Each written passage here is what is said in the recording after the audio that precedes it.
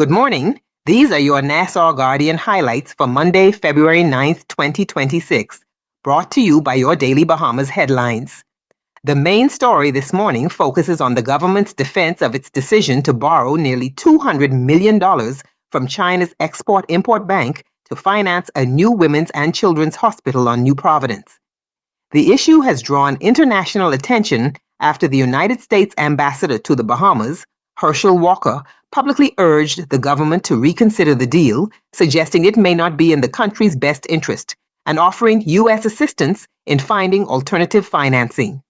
Health Minister Dr. Michael Darville has firmly defended the agreement, saying the government explored financing options with the United States first, including discussions with the U.S. Export-Import Bank, but did not receive a proposal that met the scale, timing, or certainty needed for such an urgent national project.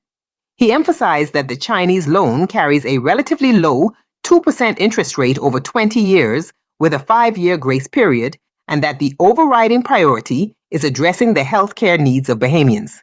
China's embassy has also responded, stating the hospital is a livelihood project that serves the Bahamas' best interests and involves no geopolitical agenda.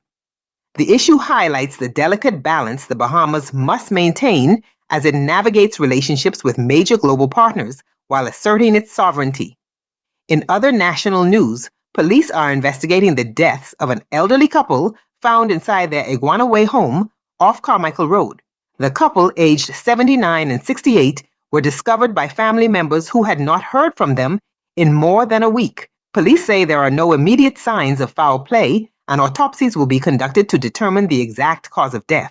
The nation is also mourning the death of well-known attorney Ramona Farquharson Seymour, who passed away on Sunday in her late 40s.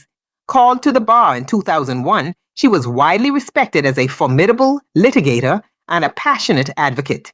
Tributes have poured in from across the political and legal community, including Prime Minister Philip Davis, who described her as someone who was still in the middle of giving, and Free National Movement leader Michael Pintard, who praised her intellect and courage.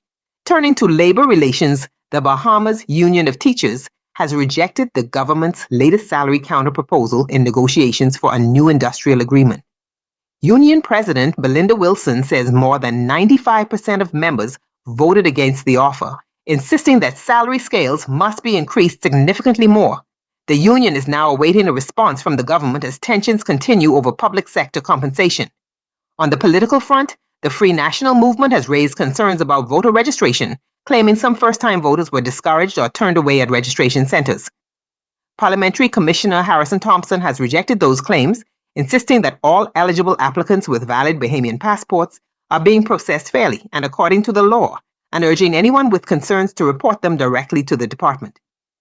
From the business section front page, attention remains on the broader economic implications of major government projects and international financing, particularly how large-scale borrowing and infrastructure development could affect national debt, employment opportunities for Bahamians, and long-term economic stability. Business leaders continue to watch closely how the hospital project and similar initiatives may influence investor confidence and public finances. In today's editorial, the Nassau Guardian reflects on the Bahamas once again being caught between global powers, urging the country to carefully balance its sovereignty with practical decision-making. The paper notes that while international pressure is not new, the Bahamas has historically maintained its independence by pursuing what is in its national interest. The editorial invokes the famous phrase, "friends of all, satellites of none," encouraging the government to continue navigating these relationships calmly and strategically. In the letters to the editor, one writer expresses frustration over what they describe as outrageous property valuations by the Inland Revenue Department. The letter raises concerns about inflated assessments leading to higher VAT costs, lengthy delays in property transactions, and fears that widespread property valuation may signal future tax increases. The writer calls on the government to be transparent with the Bahamian public about its intentions, especially ahead of the next general election.